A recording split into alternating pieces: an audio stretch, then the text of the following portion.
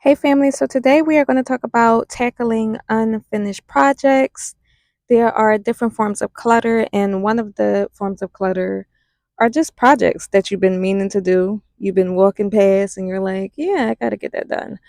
So that's what we're going to do today. I decided to just clear out my son's room and get ready to start to add this wood to the walls of his room. So it's basically supposed to be like the trim, and I haven't gotten to it. Life.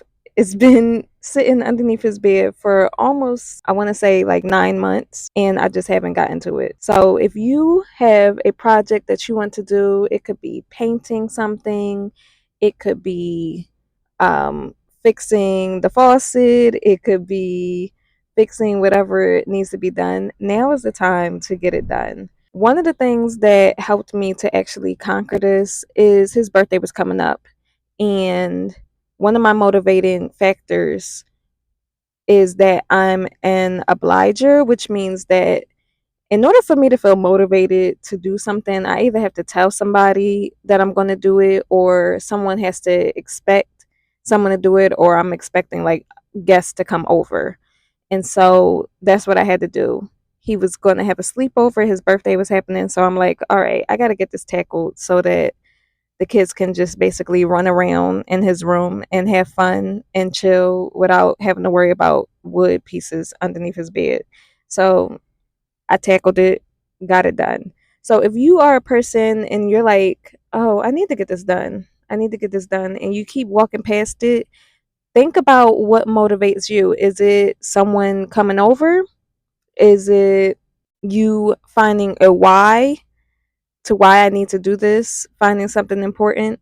Most of the times, we need a good reason to tackle all of our projects that are in our home that are causing clutter. So find your reason and stick to it.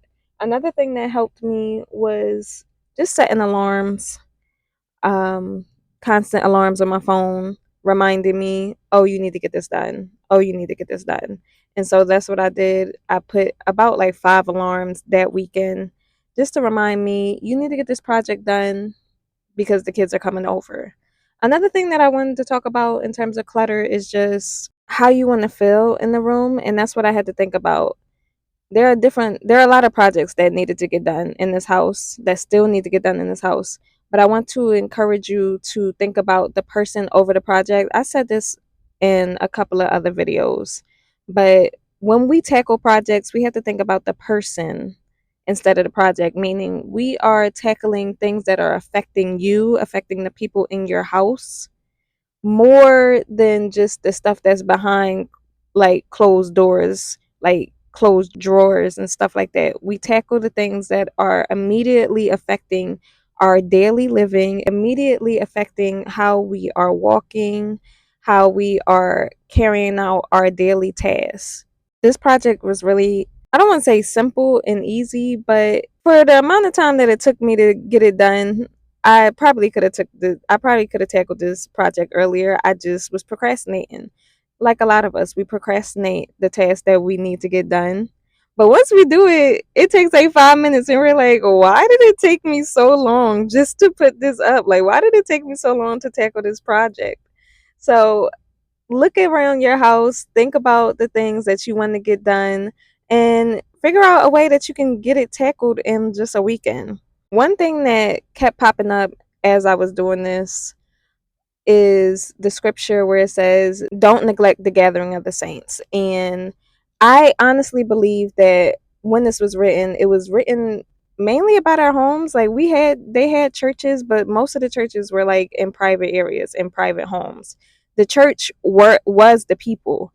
So when they say don't neglect the gathering of the saints, I instantly think about, okay, don't neglect people coming over to your house so that your friends and family can come over to your house. And that is a big motivation for me, getting my home together so that the saints can gather in the home. Getting the home together so that we can have good times in the home with your family, with your friends, and not neglect the gathering of the saints. So tackling these projects, it's helping me to get closer to my goal, to have a space, have a home where people can gather. And that's one thing that I do love about my grandmother's home. People always gathered at my grandmother's house.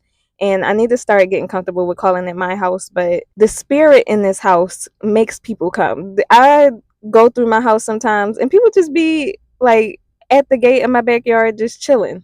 I also wanted to get a little bit more technical. So now, if you follow me on Instagram, you know that I'm currently reading the 14 patterns of biophilic design.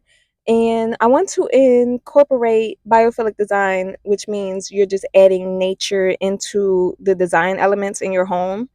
You're adding a form of nature. And I want to include that because adding forms of nature actually help with your nervous system. So in his room specifically, the form of nature, including the green color, we're going to add in this piece of wood. The piece of wood is a connection, it's a visual connection to nature, which will help his nervous system over the time span, even though he doesn't know it. Like, it's just design elements that will help relax him, help his nervous system, help his energy, help his stress levels be down without him even knowing it. And it's literally just a piece of wood on the wall, which is amazing. So, as I'm continuing to design this home, update this home, make it livable for us, make it be able to continue through the generations of my family, I want to add different biophilic design elements so that when you walk in the home, you really don't know the difference. Like, your body will not know the difference between inside and outside. And the elements inside the home will naturally relax you. Will naturally relax your body.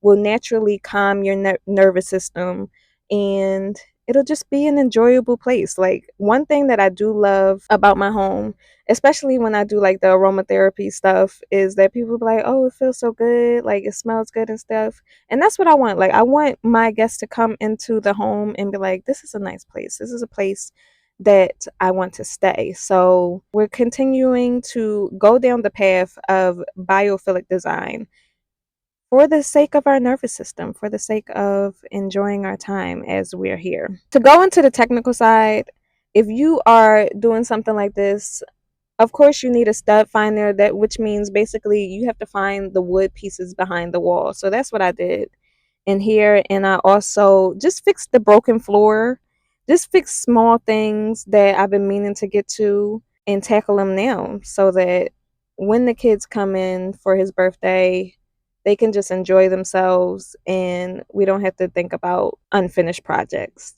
So if you have unfinished projects in your home, I want to encourage you just to do one, just to take one weekend. It's starting to get nice outside, but we should not neglect our home.